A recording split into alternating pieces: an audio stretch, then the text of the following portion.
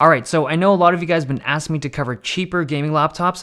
I hear you. It's just hard to find good, cheap devices. That's just the nature of the market, right? Companies try to sell you some expensive stuff that you don't really need because they want that money. Now, this is something different. This is the Dell G5 SE. And this is a device that I think is going to be the cheapest high-performance gaming laptop for the whole year. I think this is going to be the king for value. Now, in order to achieve this price point of $870, I think it's $879, I think. In order to hit this price point, they had to do two things. One good thing, one really good thing, and one less good thing.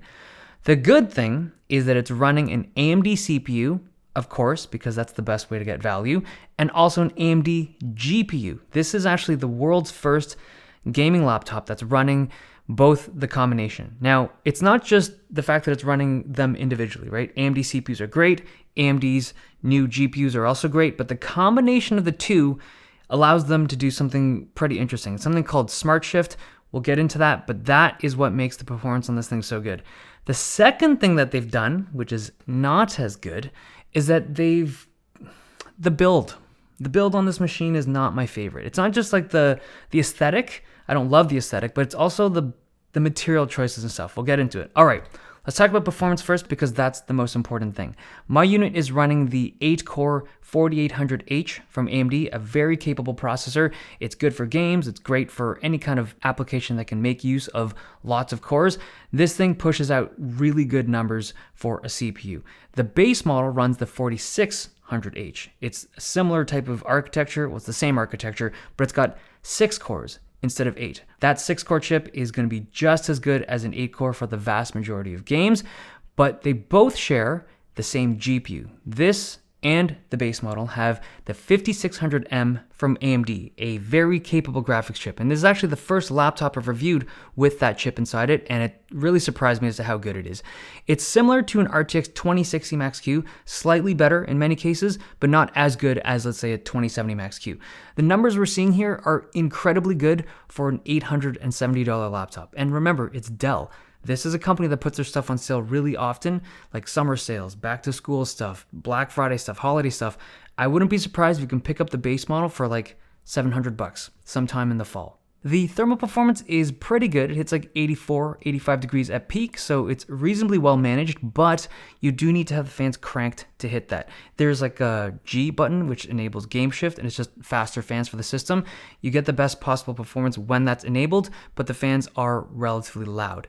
Now, this system, because it's running an AMD CPU and an AMD GPU, it uses this tech from AMD called Smart Shift. It's something that is unique to AMD, and you can only use this stuff when you're running the combo, and it basically redistributes power to whatever you're doing. So if you're playing a game and it's more GPU dependent, it'll pump more wattage to the GPU to give you the best possible performance in that particular scenario. But let's say you're doing video editing, a more CPU dependent thing, it'll pump more wattage to the CPU. It's basically free performance. It's not huge. I'd estimate it to be like 5-10% based on what AMD has said, but it is a bonus to the system. So that's the good stuff. Performance is great. The not so good stuff, build. Let's talk about that. This is a laptop that looks cheap. I mean, it is cheap. It's not a super expensive gaming laptop, but there's something about the design language and the color choices and the material choices that they have on this thing that just exaggerates the cheapness of it.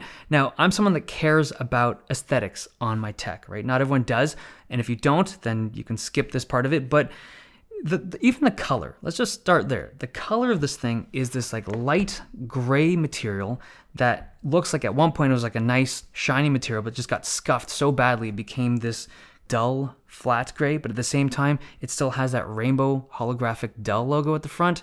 The bottom is also this weirdly like two-toned half matte, half super glossy plastic, also in gray. It just looks like this really old like DVD player or something from the 90s. It just doesn't look right to me. Now, again, this is coming from someone who cares about aesthetics. Not everyone does. But there is one thing I would say about the build that would probably concern everyone. It's the hinge of the screen. It's a design where the hinge is closer to the center of the laptop, so every time you open and close the display, it kind of torques the screen and torques the hinge in a weird way. I don't like seeing it just because older devices have had issues. Not Dell devices, but I've seen older devices from Lenovo where the hinge just busted from repeated opening and closing. So I'm just pointing it out there. Now, I do think that the interior of this device is well done. It's like a simple plain black, and you have a pretty solid screen. So my unit's running the upgraded 144 Hz panel. It's fast, it's pretty bright, reasonably color accurate. I like it, especially for the price.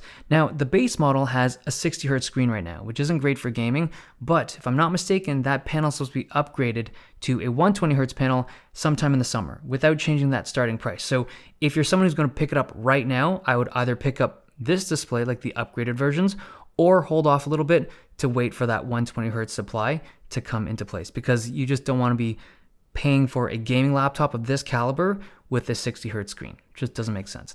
All right, let's talk about the keyboard. It's a pretty good keyboard. I like it, but it's a little cramped because of the number pad.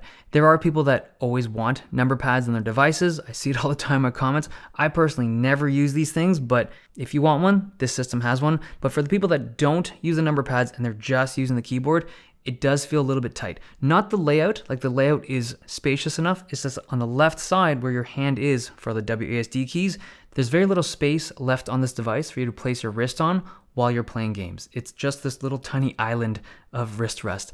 The keys themselves are fine, like it's like a very comfortable typing experience.